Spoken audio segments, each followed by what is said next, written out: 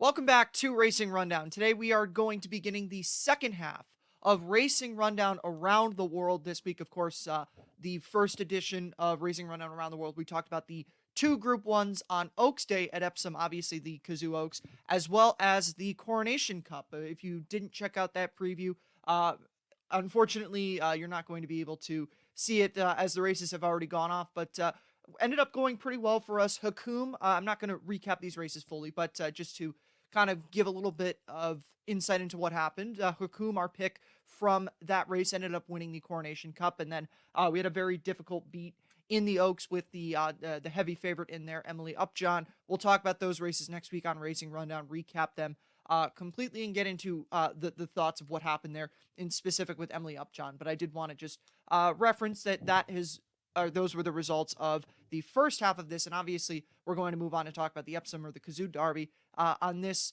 episode of Racing Rundown Around the World. And if you listen to episode 161, I did kind of say that this was going to be on the brief side, just because I don't have the time or the ability to go full in depth on every single horse in the Derby to the degree that I normally would be able to, but just unfortunately, we're not going to be able to do it to the usual degree that we do on Racing Rundown. So we're going to do this, as I mentioned, kind of from 15,000 feet. I'll go into some of the more highly touted horses and talk about there is one other horse that is kind of a long shot that I do want to get into that I like myself. So we'll get into the first horse, obviously, that we have to talk about is the favorite Desert Crown. Right now, best odds on him are 9-4. 2 for 2 in his career, going back to his first start as a 2-year-old, going just over a mile. He won that race by 5.5 lengths, and he's coming out of a very impressive victory in the Dante Stakes, which is what propelled him to favoritism in this race. I'll talk about Royal Patronage a little bit more later. He's a colt that I like very much myself, at least in terms of the talent that he has. Not so much this race, but I like the talent that Royal Patronage has. But it's difficult to miss why Desert Crown is as highly touted as he is going into this race, because that victory in the Dante was a very strong victory last out. Eric actually picked him on Racing Rundown. I'm a little bit apprehensive about picking him at the price that he's going to be, and that's one of the deciding factors as to why I didn't pick him in this race. But he is no joke in here, and there's no reason to not. There's no real big reason to knock him here. I just thought that I could find some uh, other angles in here. But Eric said it on Racing Rundown last night when we put out episode 161. He was one of the few horses that you couldn't. I think for Eric, he was the only horse that he couldn't poke holes in, and he's going to be very formidable, tough to beat here. I'm going to try to beat him, but I understand absolutely why anybody would want to go with him here. I'll move on now, and I'll talk about the three horses that are entered in this race for Godolphin. We'll start off first with Nation's Pride, a late supplement into this Epsom Derby. He won at Newmarket on April 29th, and from there was supplemented into this race. That was a very impressive 7-length victory in that race. Before that, he'd been running at Maidan, both of those races going 1.25 miles. And then in his final start as a 2-year-old was also on the all-weather going 1.25 miles. So 2 wins on the all-weather when he was a 2-year-old, 2 wins on turf up to this point, and obviously coming out of a very impressive victory in his most recent trial at Newmarket. So there's some things to like with him. I'm not really I wasn't overly impressed with the group of horses that he beat in that stakes race at Newmarket last out. There's not anything overly wrong with him, but I thought that the gap of talent between the three Godolphin horses was not really that much in between them. So partially a price thing with him, as opposed to he's 15-2 in this market. I'm forecasting what the market's going to be in the United States, and I know that I'm going to get a much better price on the 2 longer Godolphins in the United States than I would on Nation's Pride. So I don't have anything. There's nothing overly wrong with Nation's Pride. I just don't think that the talent disparity between him and the other 2 Godolphin horses, and excuse me for having that little error with my screen right there. The talent disparity, I don't think there's too much of a talent disparity between him and his other 2 stablemates in this race. Walk of Stars is the second of the 2 horses for Charlie Appleby. And I think, or excuse me, the second of three horses. And I honestly think less of this horse than I do of Nation's Pride. I wasn't too big of a fan of United Nations. If United Nations had run in this race, and I just personally didn't like the effort that Walk of Stars put in last time. You could say that he is going to. You could make the case that he might do better stretching out a little bit more in this race. But again, I thought that I wasn't crazy about United Nations, and if I wasn't that crazy about United Nations after the Derby trial at Lingfield, after the Derby trial at Lingfield, then I'm also not really too into Walk of Stars. So I'm going to fade him in here, but I am going to get into the third string horse for Godolphin, and notice a little bit of a pattern here. The winner of this race last year, third string Godolphin horse.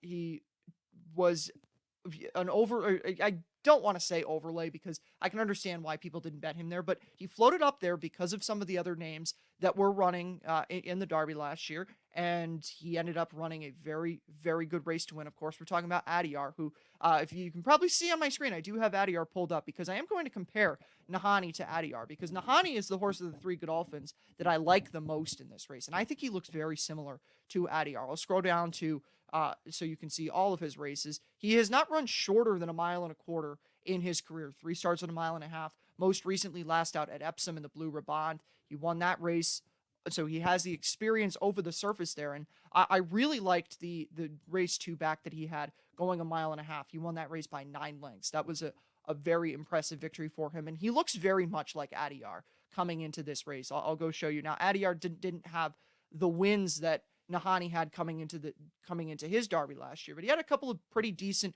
prep races going into that. I think honestly Nahani's in a little bit of a better position than Adyar was going into the Derby last year. So Nahani is the horse that I picked on top in this race, or I just picked him in here. I didn't do a trifecta or anything like that in this race, but I picked Nahani in here. I really liked the 2 efforts that he has here. He's shown already that he can get the 1.5 miles. And I think that I'm hoping that he'll be able to set a trip similar to Adyar. And the other thing I got to bank on is I got to hope that Lightning strikes twice here.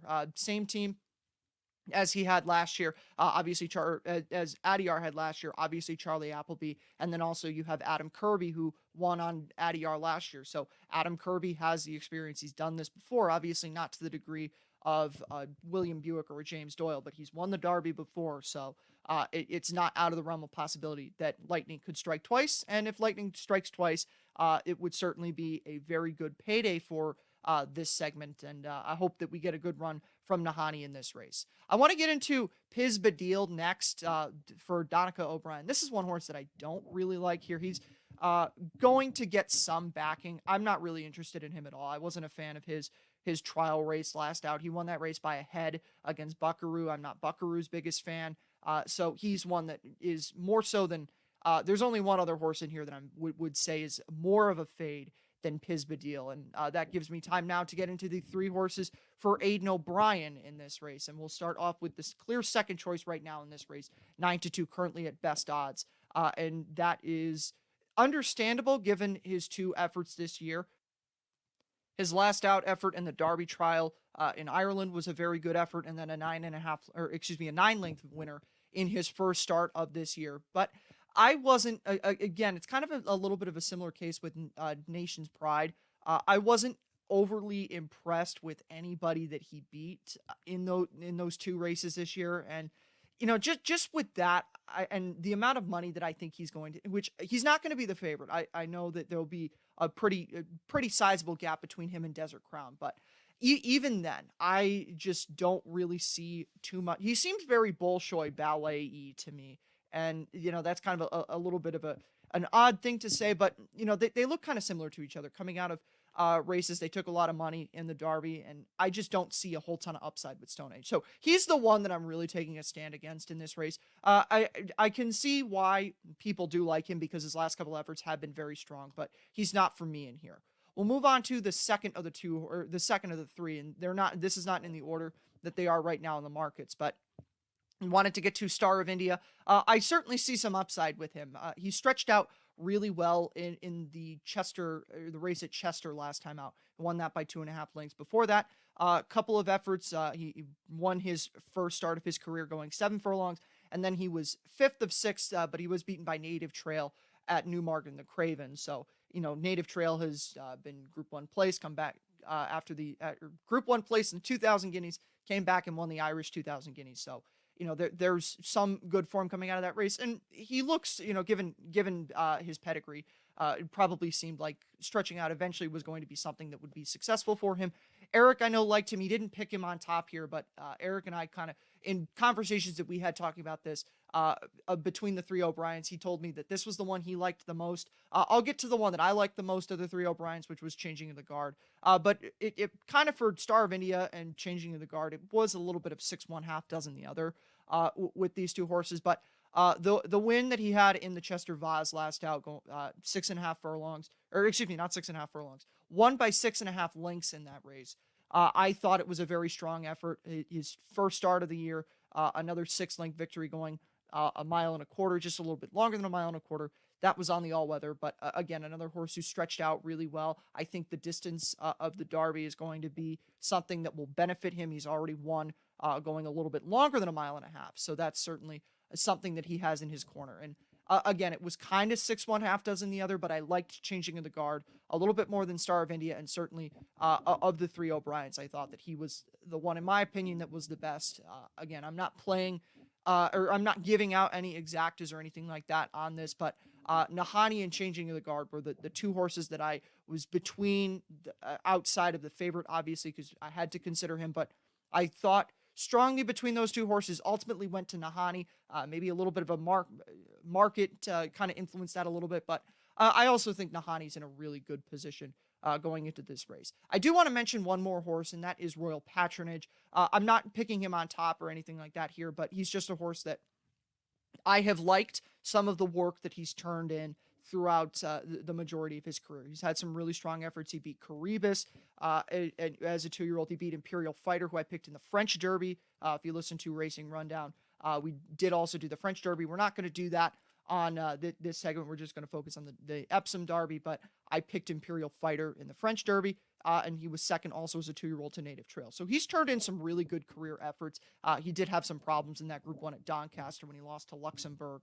And overall, wasn't a terrible run for him in the Guineas, and he did give a good account of himself in that Dante Stakes, being beaten by Desert Crown. The big issue with him is, well, he was beaten by Desert Crown in the Dante. How much better he would have to improve mightily to be able to win the Derby, and I don't think he's going to be able to do that. But if he can get himself to a race where I think I just want to put it out there because I think he is talented. I think at some point he will find himself in the winner's circle in a group stakes at some point. He's got to find the right spot for him. So once again, just to recap, my pick in this race is going to be Nahani. Did like Changing of the Guard a lot. Obviously, you have to respect the favorite, Desert Crown. That's who Eric picked in this race. And that is it for our kind of view from 15,000 feet of the Epsom Derby. Again, I do apologize that we weren't able to go into every single horse, but just for the sake of time, I wanted to do this kind of from 15,000 feet. So with that being mentioned, we'll see how we end up doing. Hopefully we're able to help you out, get you something in this race, and we will see you next week on Racing Rundown when we recap everything, both in Europe and stateside on this racing weekend. We'll have tons of stuff coming the week of the Belmont Stakes, and I should mention one more thing, and I almost forgot to mention this, but our Epsom Derby talk is not over after this. I do have a very exciting guest booked for next week on Racing Rundown. If you have been at all involved in the world of racing this past week, you probably heard of the passing of the late, great Lester Piggott, maybe the greatest jockey to ever do it.